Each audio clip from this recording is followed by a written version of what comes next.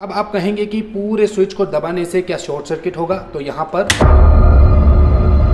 Friends इस video को पूरा लास्ट तक ज़रूर देखिएगा। मेरी एक वीडियो डिलीट हो चुकी है, मेरी वजह से पता नहीं कैसे हुआ है, आप लोगों को थोड़ा अच्छे से एक्सप्लेन करेगा। वीडियो को अभी लाइक कर दें, चैनल को सब्सक्राइब कर दें। आगे इसी तरीके से हम आप लोगों को वीडियो ज़रूर दिखाते रहेंगे। तो चलिए प्रैक्टिकल करके देखते हैं। फ्रेंड जैसा कि आप सभी को पता ही है कि ये जो 18 मॉडल का स्विच बोर्ड है इसके अंदर बहुत ही हार्ड वायरिंग होती है। लेकिन आप लोग अगर 2 मॉडल का या 3 मॉडल के या 5 मॉडल का अगर आप स्विच बोर्ड सेट कर रहे हैं तो 18 मॉडल का भी आप स्विच बड़ी ही आसानी से सेट कर सकते हैं। तो इस वीडियो को पूरा लास्ट तक ज़रूर देखिएगा ताकि हम आप लोगों को आगे समझाते रहें किस तरीके से आप ये 18 मॉडल की वायरिंग कर सकते हैं। यहाँ पर आप देख सकते हैं 18 मॉडल के लिए बहुत सारे पॉइंट्स हैं और न्यूट्रल फेज वगैरह है। तो इसकी आपको वायरिंग बिल्कुल सिंपली बताऊंगा। पहले आप लोगों को पता ही है कि जो वायरिंग करते हैं सबसे पहले हम स्विच बोर्ड के अंदर एक लूपिंग कनेक्शन करते हैं। लूपिंग कनेक्शन आपको पहले मैं सिंपली तौर पर बता देता हूँ, बहुत ही आसानी से होता है क्योंकि इसका जो लूपिंग वायर होता है बहुत ही सीधा होता है, 1 mm का वायर होता है। ये देखिए बिल्कुल आसानी से यहाँ पर आप आंख बंद करके भी इस तरीके से सेट कर सकते हैं। क्यों? क्योंकि ये जो लेवल है ये बिल्कुल सेंटर होता है, इसलिए ये जो लूपिंग वाला वायर है आप देख सकते हैं बहुत ही अच्छी तरीके से सेट हो गया है। इसी तरीके से तीनों में सेट कर लें। यहाँ पर आप देख सकते हैं कि नीचे वाला जो लूपिंग कनेक्शन है वो भी हो गया है, ऊपर का भी हो गया है, पूरा फाइनल हो चुका है। इस तरह का एक जंपर वायर लेकर के इस तरीके से आपको लूपिंग वाला जो वायर है वो सेटअप कर देना है। गाइस मेरी जो वीडियो है वो डिलीट हो चुकी है क्योंकि मेरे से कोई गलती से वो डिलीट हो गई है। अब वो वापस आना तो मुश्किल है, इसलिए मैं ये वापस से वीडियो शूट कर रहा हूँ, लेकिन आपको अच्छे तरीके से एक्सप्लेन करूँगा। शायद आप लोगों को उसके अंदर समझ में नहीं आया होगा। एक लूपिंग कनेक्शन तो हमने यहाँ से यहाँ तक मिला लिया, दूसरा लूपिंग कनेक्शन भी बेसिकली आपको यहीं से मिला देना है। तो गाइस आप देख सकते हैं कि यहाँ पर भी तीसरा लूपिंग कनेक्शन यहाँ से यहाँ तक हमारे स्विच बोर्ड में आ चुका है। तो अब यहाँ पर क्या हो रहा है कि जो फेज लाइन है वो लगभग पूरी एक जगह पे मिल चुकी है। गाइस अभी स्विच बोर्ड रेडी नहीं है क्योंकि यहाँ पर अभी हमें जो ये सॉकेट देख रहे हैं आप, यहाँ पर एक सॉकेट लगाया हुआ है। इसके लिए हमें एक लूपिंग वायर सेट करना है, वो भी हम आपको सिखाते हैं। सॉकेट के लिए यहाँ पर आपको लूपिंग कनेक्शन देना है तो आपको स्विच के ऊपर वाले हिस्से में यानी कि ऊपर वाले हिस्से के अंदर जॉइंट करना है, क्योंकि ये स्विचिंग होगा और हमारा जो ये सॉकेट है वो ऑन हो जाएगा।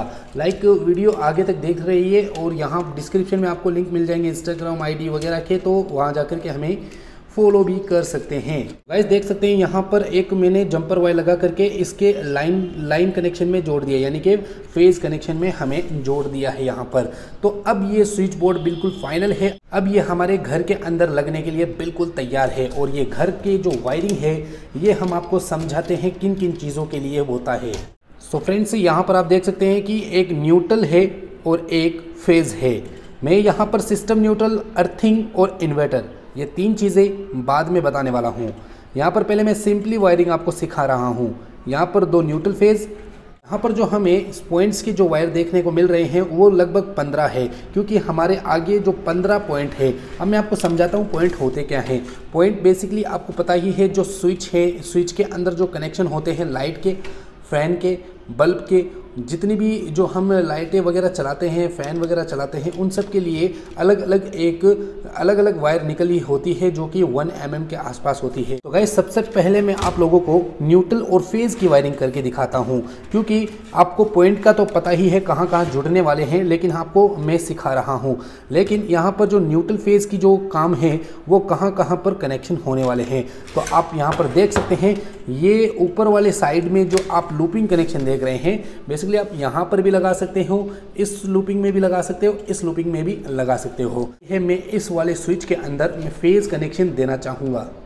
तो गाइस जैसे आप ये फेज कनेक्शन देख रहे हो, मैं इसको यहाँ पर एंटर कर दूंगा। अब यहाँ पर जो फेज कनेक्शन एंटर होने के बाद हमें क्या देखने को मिल रही है इलेक्ट्रिसिटी के मामले में, तो यहाँ पर हमें फेज दे दिया तो हमारा जितना भी ये लूपिंग वायर है उस सभी के अंदर करंट दौड़ने लग गया है। यानी कि ये जो फेज लाइन होता है ये पूरा तीनों में पूरे स्विच के अंदर फेज करंट दौड़ाने लग जाता है। ठीक है, अब ये फेज कनेक्शन फाइनल हुआ। अब ये न्यूट्रल कनेक्शन बेसिकली कहाँ पे होगा, अगर आपके यहाँ पर सॉकेट लगा हुआ है तो यहाँ पर न्यूट्रल की ज़रूरत पड़ेगी।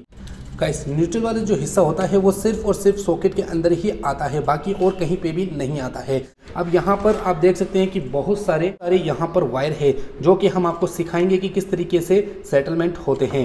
तो फ्रेंड्स मैं यहाँ से शुरुआत करने वाला हूँ। तो आप देख सकते हैं कि पहला पॉइंट आप यहाँ पर लगाइएगा, पहला पॉइंट आप यहाँ पर लगाइएगा और लाइन बारी से आपका जहाँ पर जैसे स्विच ऑन हो रहा है उसी तरीके से आपको ऑन करना है। सेकंड पॉइंट आप इसमें लगाइएगा, यानी कि आपको इस तरीके से सभी के अंदर लगा देना है।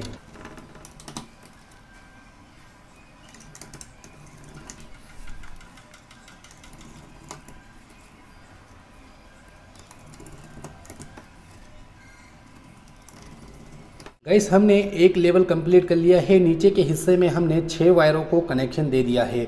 अब यहाँ पर ऊपर की जो 3 वायर हैं हम उसके अंदर कनेक्शन देने वाले हैं। यहाँ पर 3 कनेक्शन देंगे, जहाँ यहाँ से 3 वायर कनेक्शन होंगे।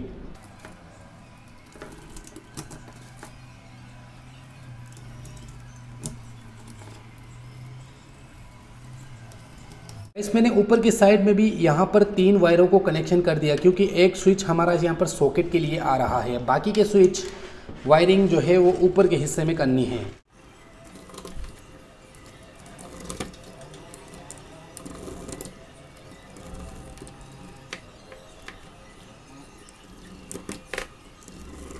गाइस यहाँ पर आप देख सकते हैं कि जितने भी स्विच बोर्ड के पॉइंट हैं वो हमने पूरे जितने भी ऊपर वाले लूप में थे वो सभी के सभी कनेक्शन कर दिए हैं। अब इन सब की टेस्टिंग में आप लोगों को बता देना चाहता हूँ कि किस तरीके से ये सारे स्विच अब वर्क करने वाले हैं। सो फ्रेंड्स जैसे आप देख सकते हैं कि यहाँ पर मेरे पास इतने सारे पॉइंट तो है नहीं, तो मैंने पूरे पॉइंट को एक जगह पे भिड़ा दिया। अब आप कहेंगे कि भिड़ाने से क्या शॉर्ट सर्किट नहीं होगा, तो आगे आप देखते जाइए कि क्या होने वाला है यहाँ पर। और हम यहाँ पर पूरे स्विच की टेस्टिंग करने वाले हैं। ये 2 न्यूट्रल फेज हैं, इन दोनों को मैं यहाँ पर लाइन के अंदर कनेक्शन करने वाला हूँ। तो फ्रेंड्स यहाँ पर अब बारी आती है एक एक स्विच को टेस्ट करने की। तो सबसे पहले मैं यहाँ पर सॉकेट की टेस्ट करता हूँ। तो यहाँ पर आप देख सकते हैं कि सॉकेट की जो लाइन है वो बेसिकली ऑन हो चुकी है। अब यहाँ पर मैं जितने भी स्विच हैं इन सबको इस एक बल्ब से कनेक्ट करके चेक करने वाला हूँ। तो यहाँ पर एक बल्ब चालू हो गया, 2 3 4 5 6 7 8 9 10 11 12 13 14 15। गाइस यहाँ पर जितने भी स्विच से उन सभी स्विच से ये वर्क कर रहा है, यानी कि हमारी जो लाइनें हैं वो बिल्कुल परफेक्टली कनेक्शन हो चुकी है। अब आप कहेंगे कि पूरे स्विच को दबाने से क्या शॉर्ट सर्किट होगा, तो यहाँ पर कोई शॉर्ट सर्किट हमें देखने को नहीं मिलता। क्यों नहीं मिलता यहाँ पर मैं आपको बताता हूँ।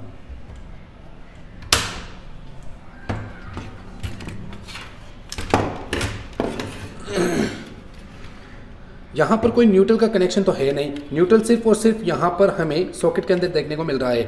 फेज का काम होता है सिर्फ और सिर्फ फेज लाइन को आगे पहुँचाना, और बाकी जो न्यूट्रल है वो आगे से कनेक्शन होता है। तो यहाँ से सिर्फ स्विच से ओनली ऑन फेज का कनेक्शन आउटपुट होता है, बाकी और कुछ नहीं होता। इसलिए यहाँ पर मैं सभी स्विच को ऑन करूँगा तो सभी के अंदर फेज ही दौड़ने वाला है, तो इसलिए यहाँ पर शॉर्ट सर्किट देखने को हमें नहीं मिल रहा है। तो गाइस कैसी लगी वीडियो? अगर वीडियो अच्छी लगी तो लाइक और शेयर कमेंट जरूर कर दीजिए, और इसी तरीके से हम आप लोगों को आगे वीडियोस बनाते रहेंगे।